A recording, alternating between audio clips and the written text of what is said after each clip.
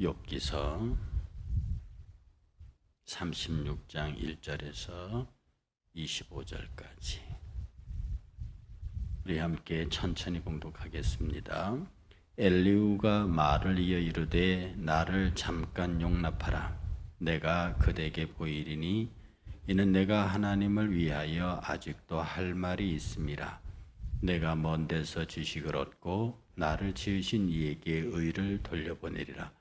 진실로 내 말은 거짓이 아니라 온전한 지식을 가진 이가 그대와 함께 있느니라.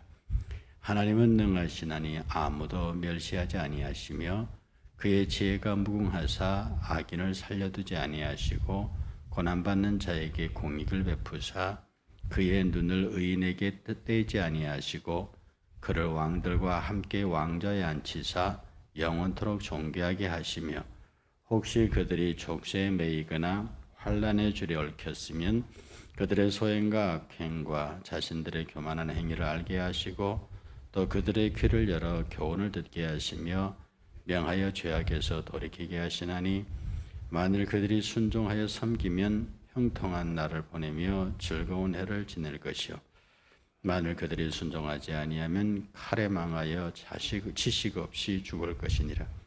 마음이 경건하지 아니한 자들은 분노를 쌓으며 하나님을 속박할지라도 도움을 구하지 아니하나니 그들의 몸은 젊어서 죽으며 그들의 생명은 남창과 함께 있도다. 하나님은 곤고한 자를 그 곤고에서 구원하시며 학대당할 즈음에 그의 귀를 여시나니 그러므로 하나님이 그들을 환난에서 이끌어내사 좁지 않고 넉넉한 곳으로 옮기리 하셨은즉 무릇 그대의 상에서 기름진 것이 노이리라.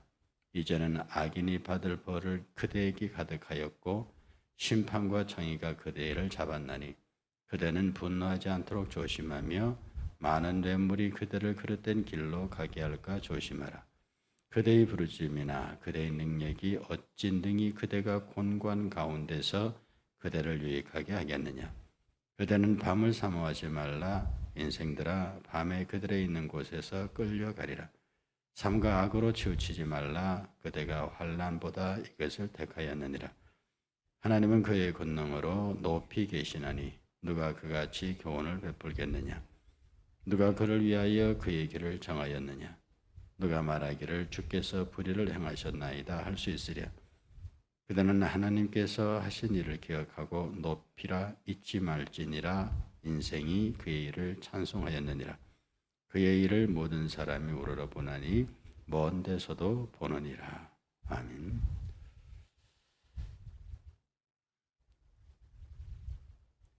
시종일관된 엘리후 욥의 친구의 진술은 구구절절이 옳은 말씀으로 진행되고 있다 말씀을 드렸습니다.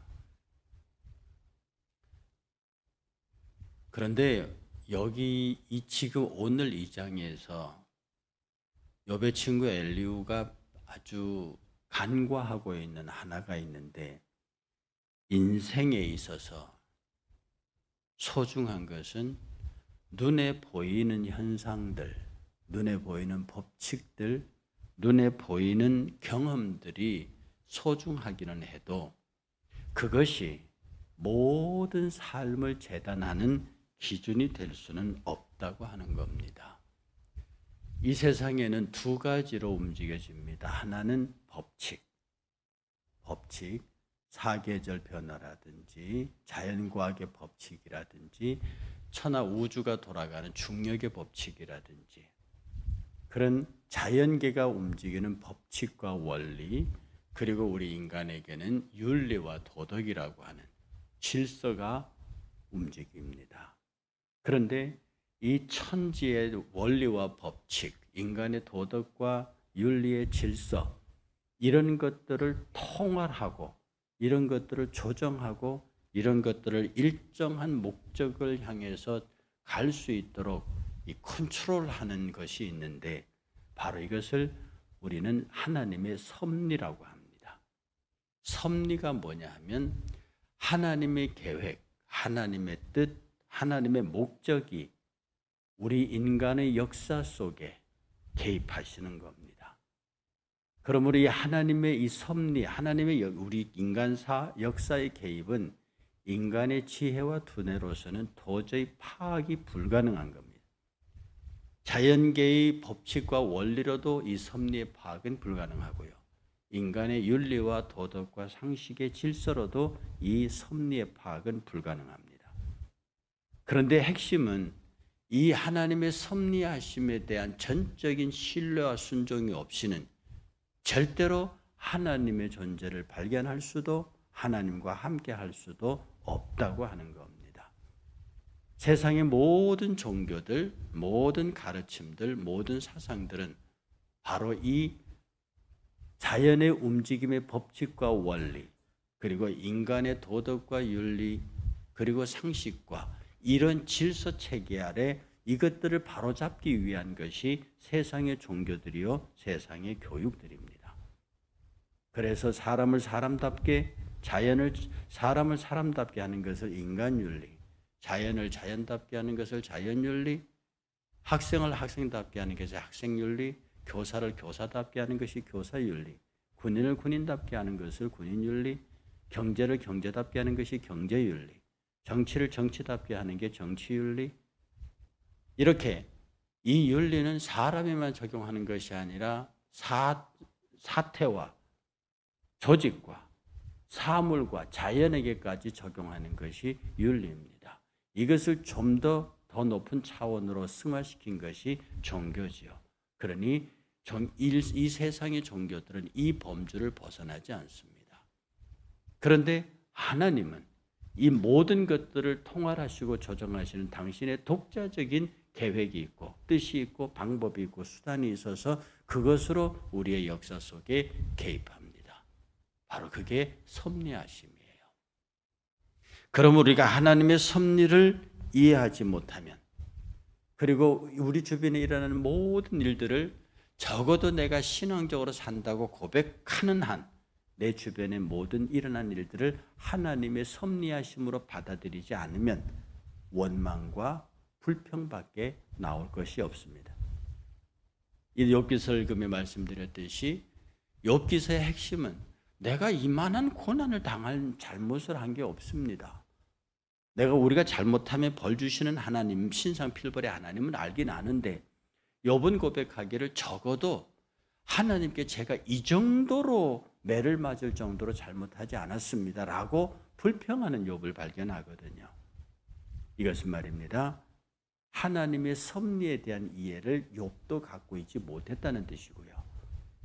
그럼에도 불구하고 욥은 그래도 뭔가 있다라고 일정한 선을 넘어가지 않았지만 욥의 친구들은 완전히 넘어가 버려요. 하나님의 공의와 정의와 뜻을 다 인정하면서도 하나님을 일반 상식과 도덕과 윤리와 법칙과 질서의 세계 속에 딱 가둬버린 거예요.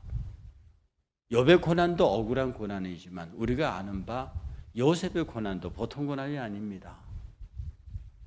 형들이 죽이려고 달려들고 실제로 구덩이에 묻어버리려고 하는 것, 이것만큼 어마어마한 고난이 어디 있습니까?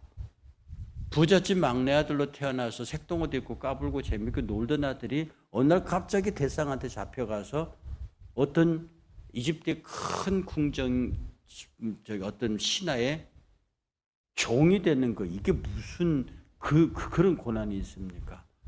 그것도 거기서 또 이상한 유혹을 받아서 감옥에 갇히는 것, 그건 그에게 또 무슨 고난입니까? 그러나 이 요셉은 이 일이 진행되는 동안에 우리가 욥의 이야기, 요셉의 이야기를 쭉 읽어보면 신앙을 지키기 위해서, 하나님 앞에 범죄하지 않기 위해서 몸부림쳤던 장면을 봅니다.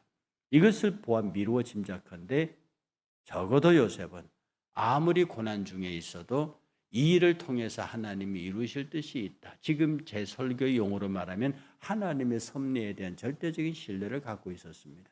그러므로 웅덩이에 들어가든 팔려서 노예로 끌려가든 어느 집에 종이 되든 감옥에 갇히든 그것에 상관없이 여기에는 하나님의 섭리가 있다고 믿고 있었음에 틀림이 없는 겁니다.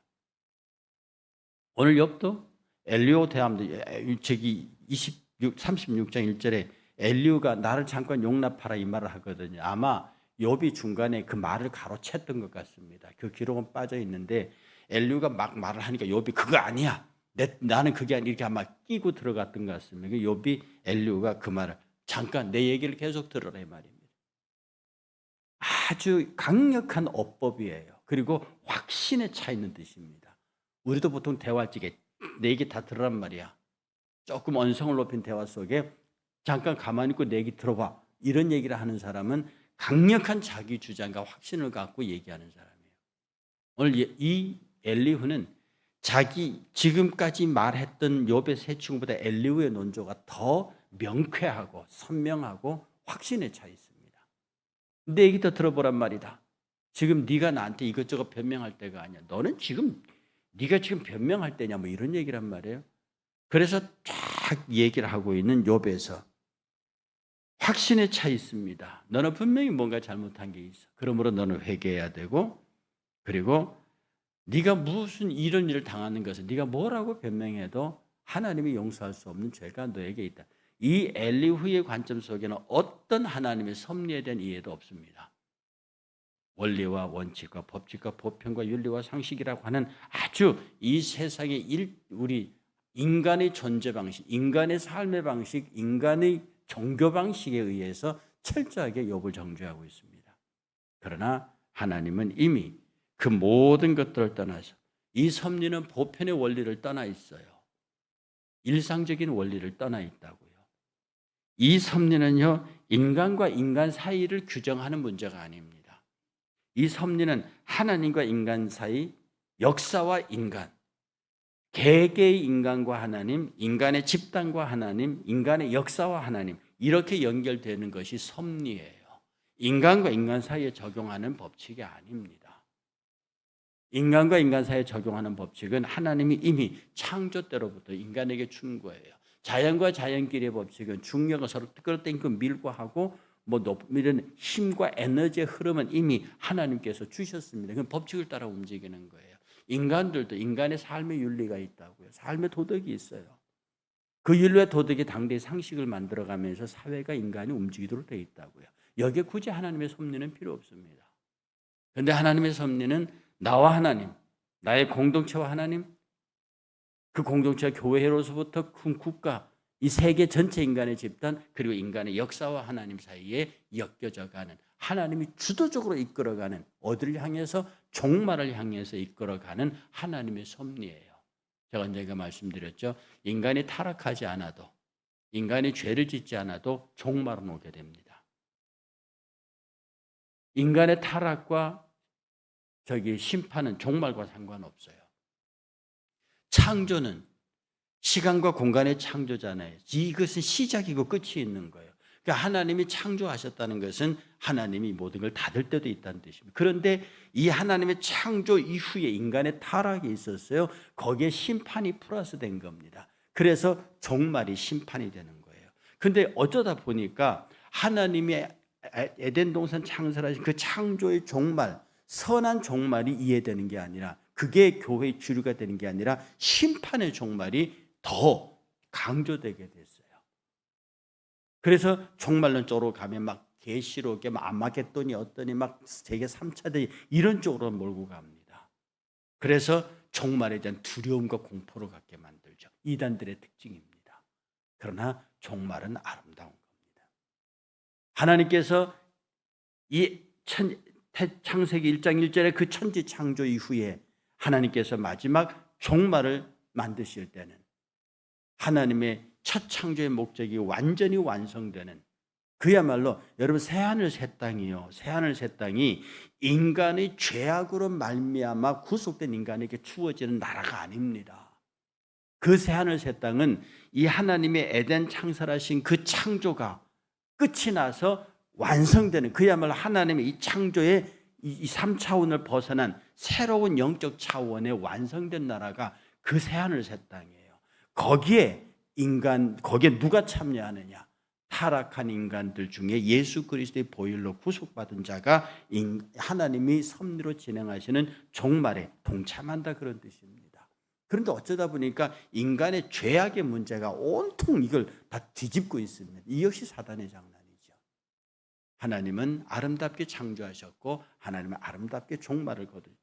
이 아름다운 종말에 따라오는 심판과 예수 그 십자가의 보혈로 인한 구속받은 자들의 승귀가 나타나 있다는 거죠. 이것은 전적으로 하나님의 섭리. 그러므로 하나님의 섭리에 치밀한 사람은 인간사에 나타난 일 하나하나에 막 집중해서 그것을 가지고 따지지 않습니다. 하나님은 이 일을 통해서 무엇을 거두실 것인가? 하나님께서 이 일들을 통해서 나에게, 우리 모두에게 하시는 말씀이 무엇이며 그가 이루시고자 하는 것이 무엇일까? 그리고 고난당하는 자를 보면 그를 위해서 기도합니다.